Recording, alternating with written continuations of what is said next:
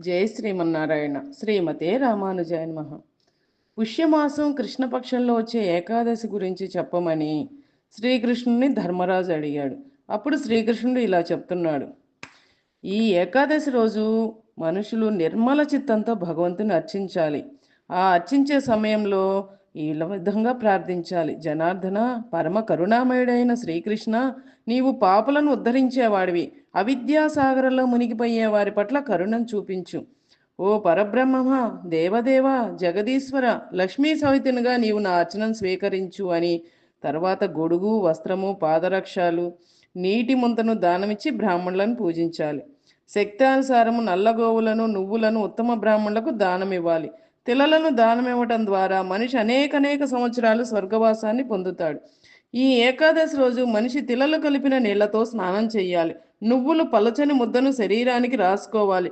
నువ్వులతో యజ్ఞం చేయాలి. పితృదేవతలకు తిలోదకాలు ఇవ్వాలి. నువ్వులను తినాలి. నువ్వులను దానం చేయాలి. ఈ విధంగా చేయడం ద్వారా అన్ని పాపాలు తొలగిపోతాయి. అందుకే ఈ ఏకాదశి పేరు షట్తిల ఏకాదశి.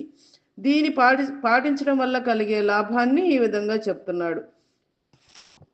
అతి పురాతన కాలంలో ఒక బ్రాహ్మణ వనిత ఉండేది. కఠోరమైన బ్రహ్మచర్య వ్రతంతో ఆమె దేవదేవుని సేవలో నెలకొన్నది. భగవత్ సేవలో నిరంతరము అనేక రకమైన వ్రతాలు చేస్తూ